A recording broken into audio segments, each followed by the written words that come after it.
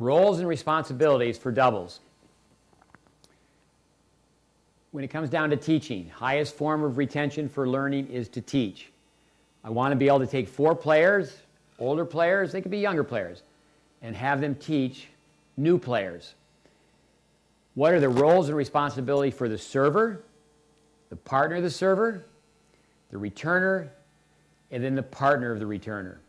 And it's a great way to set up a clinic. You can do it in a classroom like this and have a chalk talk. Let's go through the roles and responsibilities. The server, where do they stand? Great Pancho Gonzalez, he stood right by the hash mark, the center mark, and it was easier for him to serve to the backhand. That's one thing that's definitely changed in doubles. At the pro level, you don't see many players serving way to the outside because an angle begets an angle. What they want to do is stand close to the center, serve to the center, so the return comes to the center, and they can dominate at the net. But the position of where the server stands, we'll go through this on the court. Percentage of serves. Want to get a higher percentage of serves in. The singles court is 27 feet wide. So to serve and volley in singles, you're covering 27 feet. The doubles court is 36 feet.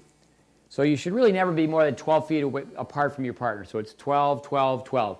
You divide 36 in half, you have 18 feet.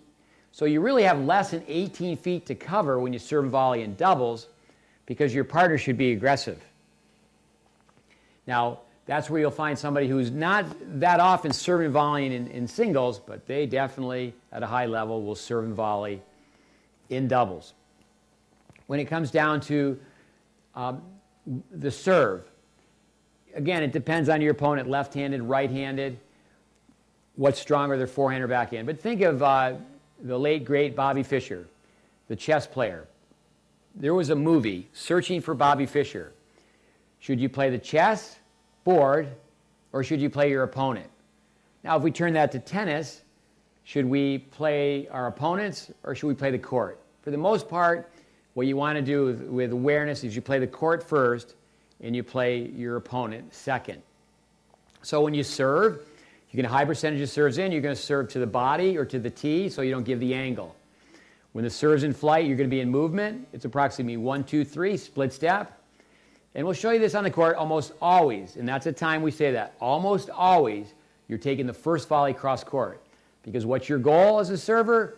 You want to join your partner up at the net.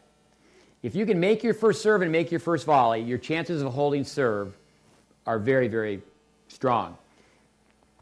When it comes down to the partner of the server, you're going to stand, if you drew an X in the service box, you're going to stand a little bit behind the center, and then when you hear the sound of the hit, you move forward slightly and make a split step, because you don't want to be standing in one place.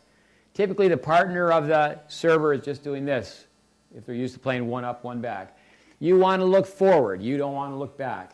You want to watch your opponent's rackets. You'll know what the ball is doing if you watch your opponent's rackets. You can communicate with the server. You can communicate with hand signals where you want them to serve. Serve to the tee, serve to the middle, serve to the outside, whatever the signals are. And then you're going to signal, and you can do this verbally as well.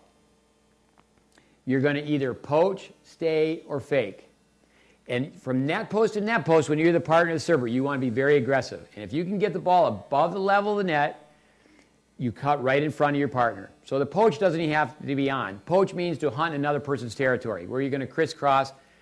If your partner is playing the deuce court house and you're playing the ad court house, and you can go into their house and get the ball above the level of the net into the deuce court, then you go.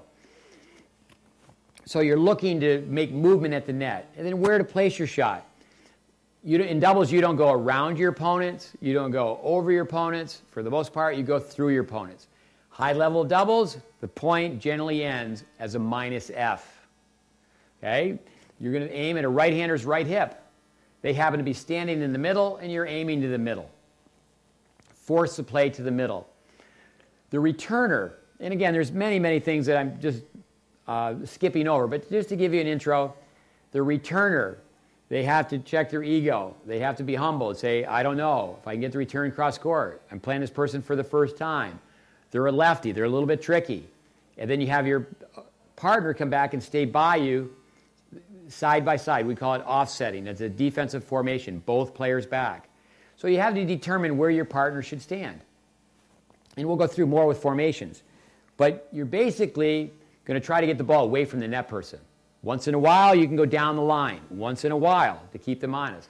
It's a tip-off if you don't know that you don't know how to play if you're always taking your return down the line. Many times you can go right at your opponent. What I would recommend in the beginning, very beginnings, many times the first shot is throw up a lob on the return. And then that lets them know that you lob and they'll stay further back. The opposing net person, the partner of the server.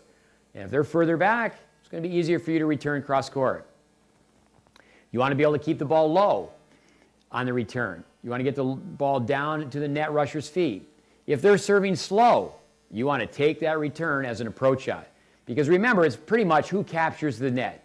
So when you have a chance to be the returning team and go forward, you take that. And also, if you can be very aggressive, say on a second serve, you let your partner know, partner of the returner, that they move closer in. The partner of the returner, they're going to face the horizontal line. They're going to call that line. The returner calls the vertical lines. And then once you call the line, you quickly turn and look at the opposing net person. And if their racket's up like this, you know your partner hit a lousy return. If their racket's down like this, you know your partner hit a great return. And you're going to move according to the return. When you're the partner of the returner, you face the opposing net person because that's where the action's coming from. The server's too far back to hurt you. So you're facing them and you're going to have to make a reaction play based on your partner's return. But overall, when it comes down to roles and responsibilities, it comes down to we're playing percentage serves. We're going to get to the net.